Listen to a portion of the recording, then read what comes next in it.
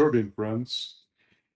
I was 16 years old or so, and it was a celebration yet again about a certain saint. And I never understood those saints. I didn't get it. That's a good point. It's always about Saint Always about Saint. Valentine, Saint Valentine, Yeah. Saint Patrick. It's interesting. Yeah. So I went there and I asked the father of my best friend. So he was the same age like my dad.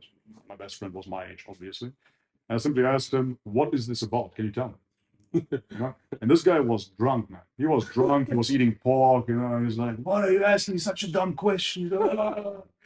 I'm like, "Man, hey, with all due respect, I'm just asking. I want to know what we're celebrating. Right. You know what I mean? So if it's your birthday or something, you can let me know. What is this?" "What are you asking me? My grandfather celebrate. My father celebrate. I'm going to celebrate too." Eating pork chops there. We find the same thing in the Quran. In the Quraysh, they would say, we saw our forefathers doing this. Right. They didn't think. They didn't think about why we're worshiping the idol, why we're, some of them making the tawaf naked or things. And that's the thing today, too. A lot of people, and I hope if you're watching this, don't just follow Christianity or Judaism or Hinduism because you were born in that household or you think it's like Indian culture or American culture. Think about what you believe. Because this is the most important thing you have in your entire life is to understand why you're here, who created us, where we're going. So think, contemplate. Very true, very true. And this is what I witnessed there, that nobody was thinking about it at all. Even when I went to Australia later on and I worked in construction sites over there were a lot of Serbs, a lot of Macedonians, a lot of Balkan people. Same thing. Yeah. They would bring a pig, like a pork roast, the whole thing with an apple in its mouth, and roast it there and celebrate something whilst drinking again. And I would always ask the same question. I never got an answer. Nobody knew. They were just happy they can finally drink again. Just a reason for that. It was absolutely repulsive. So yeah, nobody knew about it on the Balkans.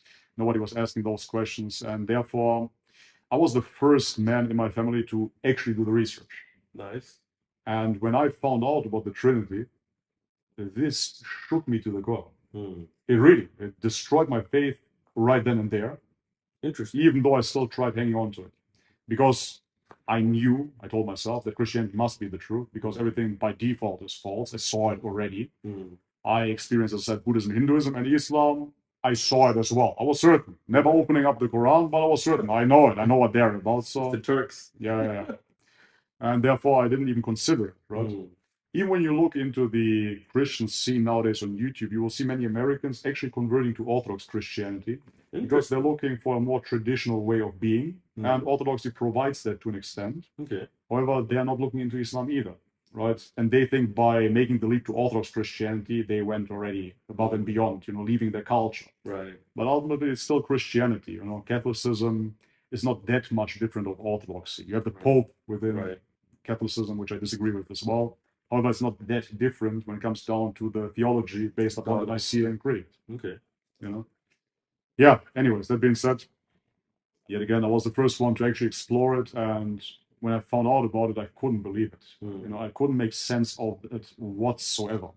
Like even the concept of the Hindus, which I don't agree with either, that there is one God and then he manifests in thousands of different things. Right. Even that would make more sense to me than the Trinity, because the Trinity would be a limitation to 3 things. Right. You understand? So if they say, hey, he manifests in countless things, okay, at least he has the potential of manifesting in countless things. Into rocks and stuff. Yeah, okay, sure. But you get the point. Because, I do. Because he has infinite potential, at least, okay, he transforms into all kinds of things.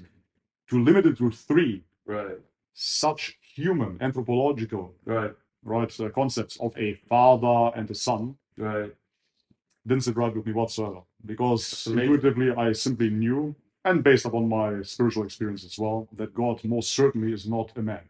Right. Impossible. Nice. Absolutely impossible. It's such a egocentric view as well. Yeah. I don't know what is going on in this world. Let me make it more comfortable for me. There is a father in the sky. Yeah. And therefore I understand this atheist argument against religion. It's not against religion, it's based on Christianity. The sky daddy. I think every atheist I've ever met has had his problem with religion really be a problem with Christianity. I agree. And they will always come up with arguments against religion based on refuting Christianity. I agree. So yeah, the whole idea of this father in the sky, and then giving the idea of some human being who's still God and fully human at the same time. Doesn't work. And you really see, if you look at early Christianity, you've studied it, I think, probably more than me. So you don't see it in the very early followers of Jesus. You see it No. when the pagan, Roman, Greek mythology started to be brought into Christianity. So this whole idea of Zeus and Hercules and all this stuff that you find kind of being brought into Christianity. So Indeed. yeah, half God, half man. Not half. Yeah. Full. Full, yeah. Full. I mean, so full and full. so the Greek would have it as, you know, a god that's fully God, and then a human woman, and then you get this demigod, Right. and then they just brought that into Christianity. But then, since they were going to worship Jesus, they also had to say, okay, no, he's fully God. Right. Which again, till today, and again, if you're a Christian, you're watching this, I don't mean this as offensive. I mean this as to open your mind. No Christian has been able to explain what does that mean, fully God and fully human, because it sounds to me like a square or a square circle. Right. A square has four sides. A circle is fully round. You cannot have, by definition, a square circle. God knows everything. He has, including biblical scriptures, will say Absolutely. can do everything, cannot be seen by humans on earth, at least. And so, to say he's fully God would say that he would have to fully know everything. And then to say you're human, then you forget, you don't know things, you have needs, you get hungry, you get tired, you make mistakes. So that those definitions cannot coincide, Never. just like a square circle. It doesn't work whatsoever, no matter how you look at it.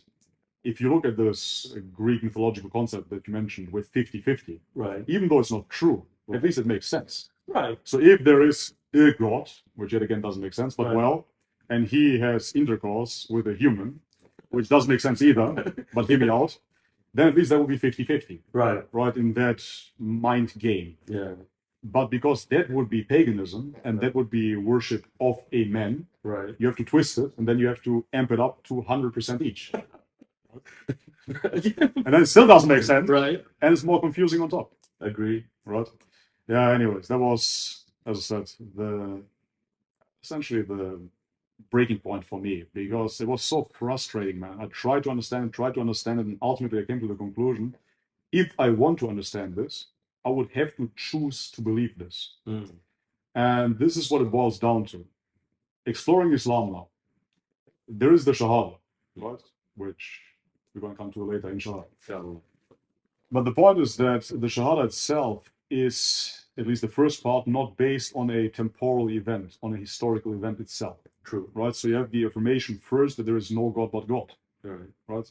And this is crucial because you're not basing your faith upon a historical event that might have happened or might have not happened. Good point. Right? This is what I was thinking about. So now, if we're talking about the moon splitting, for example. Right. Okay. I haven't been there. Right. Right? So now, if I believe this, I will have to choose to believe this. True. That's just a fact. So if I choose to believe this, that's fine. Then I know that I chose to believe this. Right. However, I don't have to choose to believe that there is one God. Right. I don't have to choose this. Moreover, I can't even choose it because this is something that I feel deeply. Right. I know. It's right? a reality. Yeah. If you ask me about anything, is there a phone now recording us? Are we sitting here on the couch? Of course, I can dive into philosophical questions and maybe not. I don't know. Sure. Right. But, you know, maybe it's a dream. Maybe. It might be. Who knows? But the point of the story is, as far as I know, I believe that we're sitting here on the couch. Right. Okay? So I choose to believe this because it's the most rational belief that I can hold right now. Right. And it's the same with God. With God, I'm certain in my heart that God exists. Right. It's absolutely impossible for me. Everything else just falls into obscurity. It's ridiculous to have this reality without a creator. It doesn't make any sense. It's irrational.